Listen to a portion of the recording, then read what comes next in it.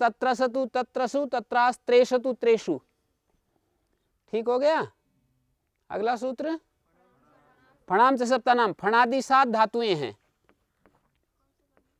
भ्वादिगण में है। फणादि 7 धातुएं हैं तो उनको एत्वाभ्यास लोप होता है कितलिट में तथा सेठ थल परे रहते। पफाण पफण तु पफणु, पफाण फेण तु फेणु।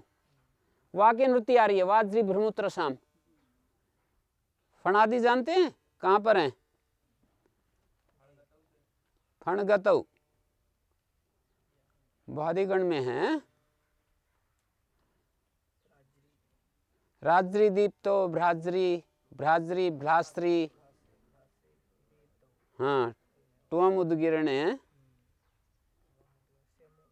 सेमु नहीं सेमु है।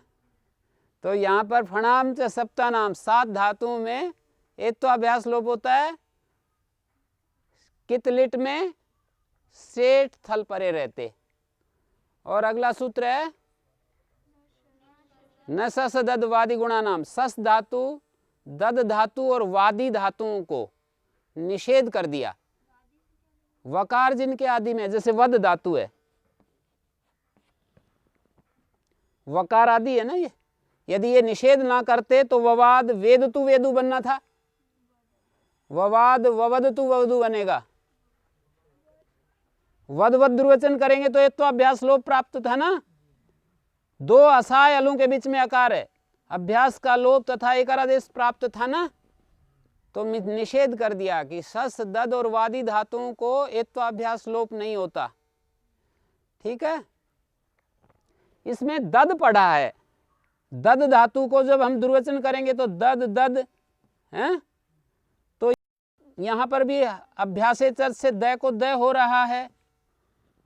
तो ये यदि अभ्यासे चर्च लगने मात्र से यदि ये आदेश आदि होती तो अपने आप ही यहां पर नहीं होता एत्वाभ्यास लोप। आदेश आदि यदि मान लेते तो अपने आप ही नहीं होता। रूप के अभेद रहते, रूप के अभेद रहते अनादेश आदि मानी जाएगी। चाहे बेशक अभ्यासे चर्च लग गया, लगता है यहां भी, पठ धातु में भी अभ्यासे चर्च लगता है। हाँ नहीं, चाहे परिवर्तन न आए पर स्थानांतरतमा के कारण से वो पै को पै ही हो जाता है, द को द ही हो जाता है स्थानांतरतमा के कारण। वो कहता है ना झलों को जस होता है चर होता है, तो ये झलों को जस जब करोगे तो स्थानांतरतमा से द को द ही हो जाएगा, और कहीं पठ है तो पै को पै ही हो जाएगा। तो रूप के अभेद रहते, रूप में जब परिवर्तन नहीं आता तो वो धातु अनादेश आदि ही मानी जाती है। यहां रूप में यदि भेद आ जाएगा तो वो आदेश आदि हो जाएगी और वो असिद्धत्व नहीं माना जाएगा। इन्हीं सूत्रों में एक ज्ञापक बन रहा है, बतलाओ कौन सा? इन्हीं सूत्रों में ज्ञापक बन रहा है कि अभ्यासे चर्च लगाने पर भी धातु आदेश आदि मान ली जाती है, असिद्ध नहीं माना जाता। जहां अभ्यासे चर्च लग गया तो आदेश आदि मान ली जाएगी। अब असिद्धत्व यदि हो जाता तो फिर तो अनादेश आदि रहती। यदि वो असिद्धत्व हो जाता, मान्य हो जाता असिद्धत्व, तो फिर तो इस सूत्र की दृष्टि में वो अनादेश आदि होती। कहीं पे जैसे यहाँ तो प है और ये तीसरे अक्षर जस ही है तो जस हो गया, चर ही है, और कोई जैसे तीसरे और चौथे के स्थान में तीसरा होता है, तो चौथा वर्ण हो और उसको तीसरा हो तो उसको आदेश आदि मानेंगे कि नहीं? अभ्यासे चर्च होने से, अभ्यासे चर्च परिवर्तन होने से चौथे को तीसरा हो गया तो आदेश आदि बन जाती है। हाँ तो वहाँ पे फिर पूर्वत्र सिद्ध नहीं लगेगा। वही तो बात चला रखी है कि यहाँ पर इन सूत्रों में से एक ज्ञापक निकल रहा है कि जहाँ अभ्यासे चर्च लग जाता है तो पूर्वोत्तरा सिद्धम का सिद्धत्व यहाँ पर उसको निरस्त नहीं करता है, मतलब उसको आदेश आदि ही कहेंगे। वो जो पूर्वोत्तरा सिद्धम है उसको हटाएगा नहीं, वो अनादेश आदि नहीं कहेगा, उसको आदेश आदि ही कहेंगे। इनमें से ज्ञापक निकल रहा है, बताओ कौन सा है वो ज्ञापक? यहां पर देखो, ये जो फल ग्रहण और जो भज ग्रहण किया है ना, है फल ग्रहण और भज ग्रहण है ना, इससे ज्ञापक निकल रहा है। फल और भज ग्रहण से ये ध्वनित हो रहा है कि अभ्यासे चर्च सूत्र से, जो अभ्यासे चर्च सूत्र से क्या होता है, जो आदेश आदि है वो आदेश आदि सिद्ध रहता है। यदि वो आदेश आदि सिद्ध नहीं रहता तो अपने आप ही यहाँ पर जो है अतः कल मध्यन आदेश आदेर लिटी कार्य कर देता कि नहीं? थली जैसे टीर दोनों ही कर देते, क्या दिक्कत थी दोनों को? जैसे फल फल दुर्वचन हुआ, और अगर अतुष है तो उस सूत्र ने क्या किया, अभ्यास चर्च पै कर दिया। अब हम कहेंगे असिद्ध होकर के ये तो फई दिखाई दे रहा है, अतः कल मध्य आदेश आदेर लिटी अभ्यास का लोप कर देगा, इस ए को ए हो जाएगा, फेल तू फेलू बन गया नहीं। अतः कल मध्य आदेश आदेर लिटी सूत्र जो है दो असाय हलों के मध्य में आकार है, इसको ए कर देगा, अभ्यास का लोप कर देगा। अनादेश आदि अड़चन डाल रहा था ना, अनादेश आदि अड़चन डाल रहा था, इसलिए अलग सूत्र बनाया। अनादेश आदि के कारण अतः कल मध्य सूत्र अपना कार्य नहीं कर पा रहा था। यहाँ पर अनादेश आदि के कारण से सूत्र अपना कार्य नहीं कर पा रहा था, इसलिए यहाँ पर फल और भज का ग्रहण किया है। नहीं, इस प्रसंग में तो अनित्य मानेंगे। हाँ, लगेगा नहीं, मतलब उन्होंने कहा कि अनित्य है, मैंने कहा इस संदर्भ में नहीं लग रहा।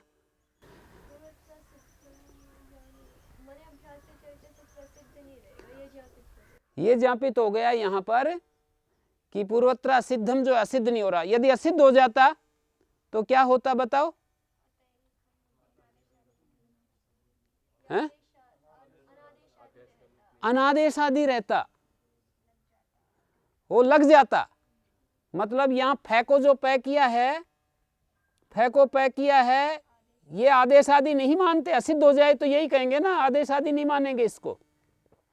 जब आदेश आदि नहीं मानेंगे तो वो सूत्र अपने आप कार्य कर देगा, फिर इसको अलग सूत्र बनाने की जरूरत नहीं पड़ेगी। अलग बनाया है, इसका मतलब आचार्य ये देख रहे हैं, आचार्य ये देख रहे हैं कि अतः कल मध्य आदेश आदेर लिटी जो सूत्र में अनादेश आदि है, ये जो अभ्यासे चर्चा के द्वारा जो आदेश आदित्व होता है वो सिद्ध रहता है। यदि असिद्ध हो जाता तो अतः कल मध्य ही अपने आप कार्य कर देता। उसका जो अभ्यासे चर्चा का कार्य है ना, वो सिद्ध रहता है। सिद्ध रहता है का मतलब आदेश आदि बना रहता है।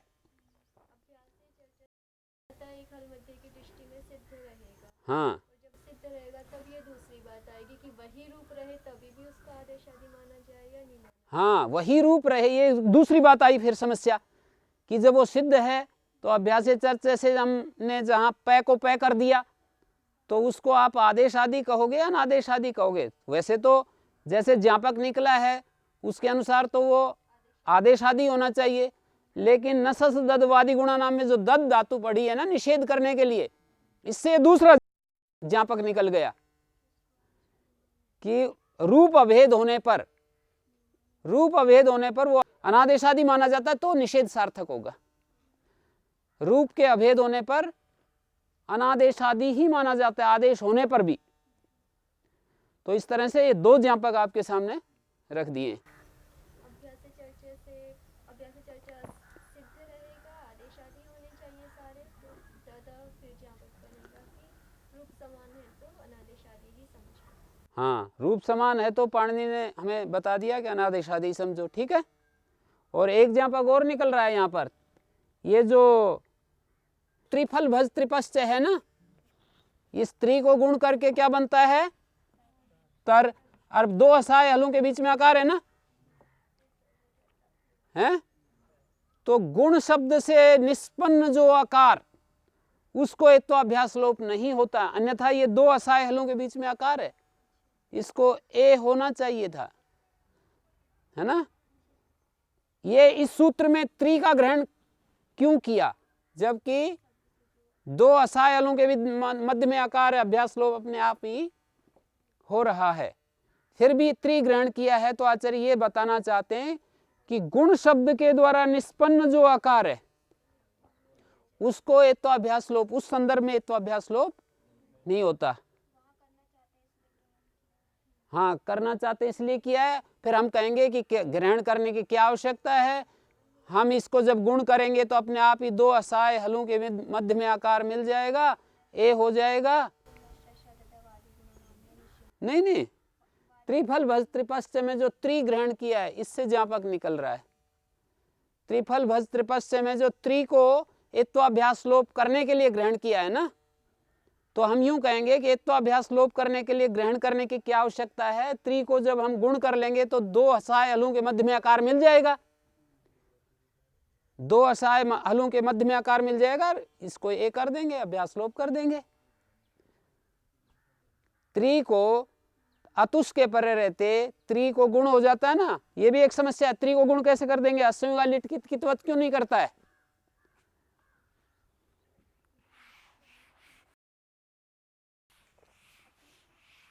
अपित लिट कितवत होता है, तो ये गुण कैसे हो जाता है?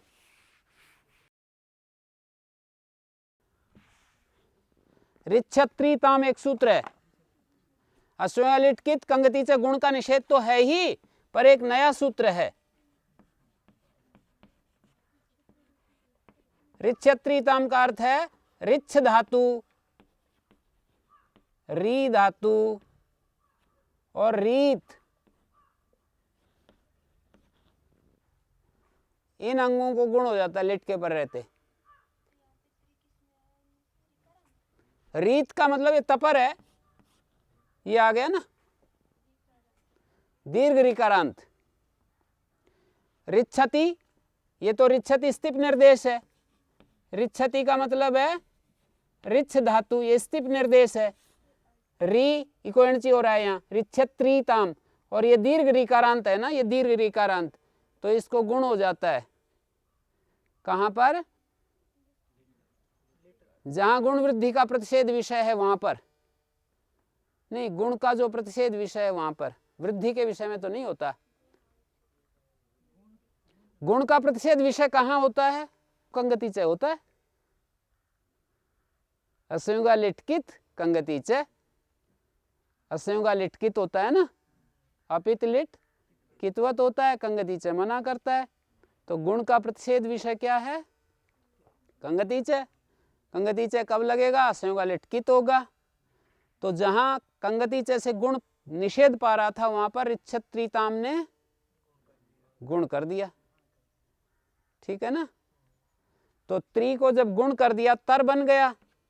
अब यहां पर दो असहाय हलों के बीच में आकार आ रहा है, तो इसको अपने आप ही एत्वाभ्यास लोप हो जाएगा, हो जाएगा ना। तो फिर यहां इस सूत्र में त्रि को क्यों पढ़ा? तो फिर आचार्य हमको कुछ संदेश दे रहे हैं ये त्रि पढ़ते हुए। क्या संदेश दे रहे हैं? कि गुण शब्द करके, गुण शब्द करके जहां आकार आता है वहां एत्वाभ्यास लोप नहीं होता। इसीलिए इसका लाभ क्या होगा? जैसे क्री क्री है, कर हो गया मान लीजिए, अब ये दो असहाय हलों के बीच में आकार है ना, क्री विक्षेपे का बनाना पड़ेगा। अतुष है, रिच्छत्रिताम से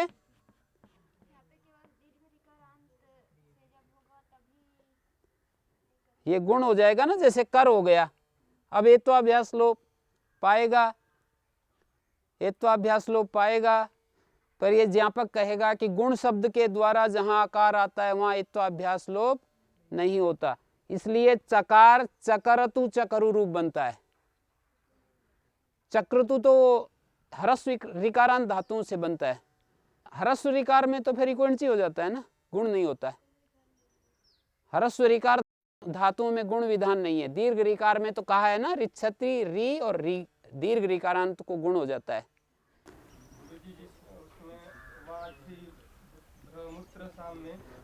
हाँ, वाज्री भ्रमूत्र शाम में तो विकल्प के लिए कह देंगे, ज्ञापक नहीं बनेगा ना जब तक कोई वाज्री भ्रमूत्र शाम इन्होंने प्रश्न किया कि उसमें भी क्या ज्ञापक निकलेगा। वहां ज्री धातु है ना, वहां भी दीर्घ रीक है वैसे तो।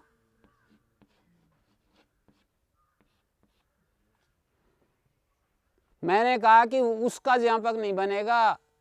त्रिफल भज त्रिपश्चय का जो त्रिग्रहण है ना, हाँ वो तो अप्राप्त विभाषा भी हो सकती है कि प्राप्त ही नहीं था, विधान हो गया विकल्प से।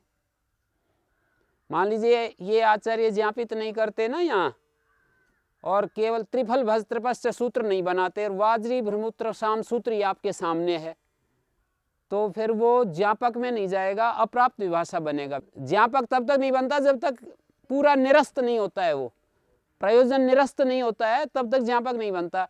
प्रयोजन आपके पास रहेगा कि भाई प्राप्त नहीं था, विकल्प से कर दिया आचार्य ने। ज्री का ग्रहण क्यों किया, ये ज्ञापक नहीं मान लीजिए थोड़ी देर के लिए। त्रिफल भज ये सूत्र ही नहीं है आपके सामने, ये बिल्कुल ही नहीं है, तो फिर ये वाज्री भ्रमूत्र शाम सूत्र क्या करेगा।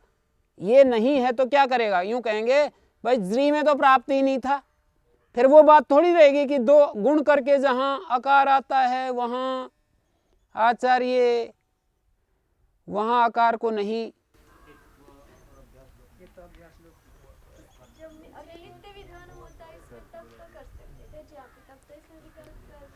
हाँ विकल्प कर रहे हैं ना, यदि ये वाह नहीं होता तो ये ज्ञापक बन जाता, जैसे त्रि में वाह नहीं है इसलिए ज्ञापक बन गया। न सस्वादि गुणा नाम में तो ये कहा है कि गुण शब्द के द्वारा जहां आकार आता है उसको एत्वाभ्यास लोप नहीं होता है। क्या क्या गुण का क्या उदाहरण है जी। हाँ स्त्री धातु है ना, ठीक बात हो गई।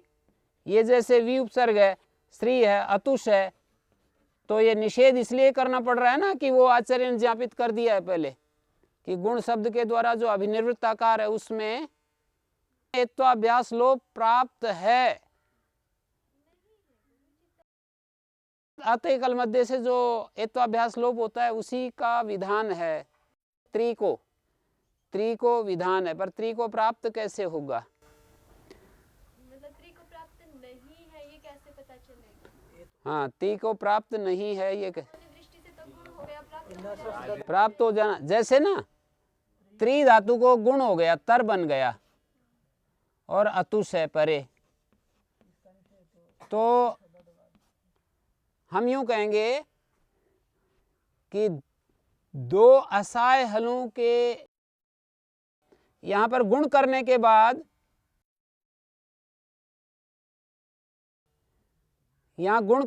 जो आकार आया है उसको ए,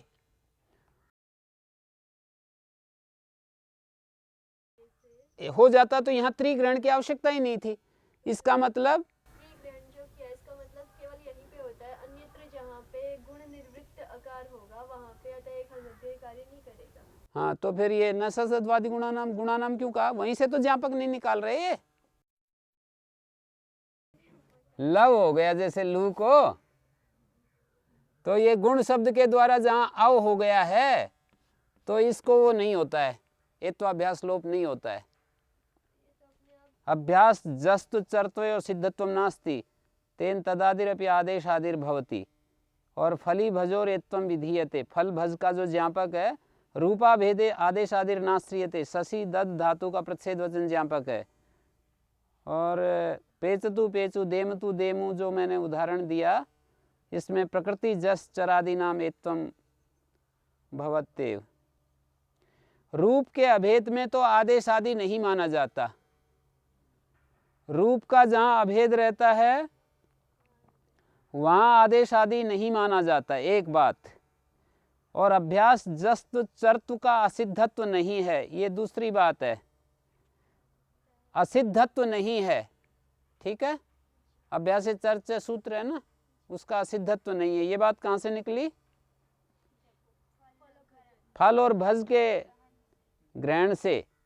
और रूप के अभेद में आदेश आदि नहीं मानी जाती, ये ज्ञापक कहां से निकला, न सस ददवादि गुणा नाम, सस भी और दद भी हैं, सस भी है और दद भी है। शस में भी तो अभ्यास चर से झलों को चर होता है ना। हाँ, खब चटत चटत कपय सस सर, श को श हो गया। शस धातु में अभ्यास चर से लग करके शस शस दुर्वचन होता है ना, तो इस श को श ही हो जाता है, श को श ही हो जाता है। झल झल में आ जाता है ये श, और चर में भी आता है, तो श के स्थान में श हो जाता है। तो जहां रूप का अभेद रहता है वहां पर रूपाभेदे आदेश आदि नाश्रियते, आदेश आदि नहीं आश्रित किया जाता। और त्रिफल भज त्रिपस्य में तरतेर गुणार्थम वचनम, त्रिधातु का ग्रहण जो किया है वो नससदद वादि गुणा नाम में निषेध था, इसलिए किया है। त्रिफल भज त्रिपस्य में त्रि का ग्रहण है, गुण के द्वारा निषेध था आगे सूत्र में, उसको प्राप्ति कराना है, निषेध। अब वहां आएगा ज्ञापक जो कि नससददवादी गुणा नाम में जो गुण शब्द गुण के द्वारा जो प्रतिषेध किया है ना, है? हाँ, ज्ञापक नहीं बनेगा, ये सीधी सीधी बात मानी जाएगी। गुण शब्द से जहां आकार आता है, गुण शब्द से जहां आकार आता है तो उसको एत्वाभ्यास लोप हो ही जाता है, हो ही जाता है, तभी तो फिर नससददवादी गुणा नाम निषेध करेगा। गुण शब्द से जहां आकार आ गया, जैसे गुण शब्द से आकार आ गया ना, तो यहाँ एत्वाभ्यास लोप प्राप्त है, तभी तो नससददवादी गुणा नाम मना करेगा। केवल आकार के लिए है, और जैसे उ आदि मिलेंगे। गुण शब्द से जो भी आ गया, चाहे ऊ को गुण होकर अव आ गया या री को गुण होकर अर हो गया, सब जगह ही जहां गुण होगा वहां पर सूत्र की प्राप्ति यदि होती है तो होने दो, पर नससददवादी गुणा नाम मना कर देगा। नससददवादी गुणा नाम ये कहता है ना कि गुण शब्द से जहां अ आया है वहां पर सूत्र नहीं लगता, ये तो अभ्यास लोप नहीं होता। त्रि में करना चाहते हैं तो ग्रहण कर दिया, ज्ञापक नहीं बनेगा। त्रि में नससददवादी गुणा नाम जो गुण निषेध था उसको पुनः प्राप्त करना चाहते हैं, हैं?